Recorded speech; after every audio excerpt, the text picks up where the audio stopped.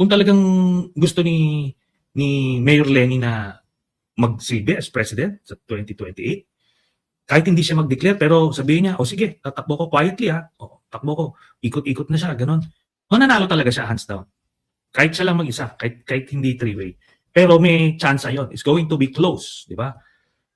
Pero kung i-delay niya ito, i-delay niya to next year, ma-overtaken by events na tayo, it's too risky. Ako kasi ang pinakaano ko dito, teka muna, anong gagawin natin in the meantime?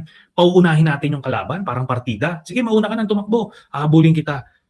Parang napaka-kumpiyansa naman natin noon. Buti sana kung wala tayong track record. Ganun yung ginawa natin noong 2022. Natalo tayo sa ganung taktika. Bakit natin uulitin and expect na mananalo tayo this time? Itong si Sundalong Kanin, talaga nasa linyahan mo ang pagiging traitor, hayop ka.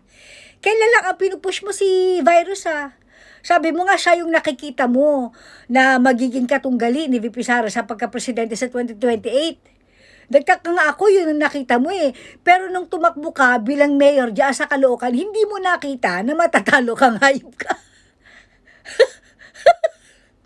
Dahil maingay sa mga pinklawan, mas bet ng mga pinklawan si Mama Lenlen kaysa kay Virus. Ayun, lumipat ka naman ngayon kay Leni Robredo. May pasabi-sabi ka pa na kahit di siya mag-declare, basta kung tatakbo siya, tumakbo na siya quietly. Putang ina mo. Meron ka pa nalalaman. For the meantime, anong gagawin natin? In short, ang gusto mong gawin ni Leni Robredo, mag-declare na siya na tatakbo siya bilang presidente. Dahil feeling mo, pag nag-declare na siya ngayon, katulad ng ginawang maagang pag-declare ni VP Sara, merong tsansa na manalo sa 2028, si Leni Robredo. Pwede ba? Natatawa ako na ewan Alam mo yung gano'n? Di sige, go. Lalo pumipigil. Sabi mo pa yung track record nyo dati. Dahil late na nag-announce ng candidacy ito si Leni Robredo, kaya siya natalo noong 2022. Alam mo, Trililing, hindi naman basta-basta natalo si Leni Robredo. Nilampaso siya. Lampaso.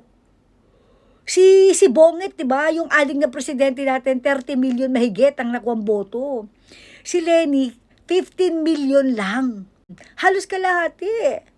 Kaya sinasabi mo na hindi agad nag-declare ng pagtakbo sa presidente noong 2022, kaya natalo. Hindi. Mali. Okay lang sana nasabihin mo yun kung konti lang yung lamang. Hindi. Hindi lang basta natalo, nilampaso. Putang ina ka. Anyway, kahit na anong gawin mong taktika, kahit anong gawin mong estratehiya, lalampasuhin pa rin kayo ni Inday Sara. Tandaan mo yan, Trililing. Putang ina itong gago na ito. Napaka-traitor talaga ng hayop na ito. Alam na ba yung Virus? Na si Lenny naman ngayon na sinusulo mo nga, tarantado ka. Putang ina ito.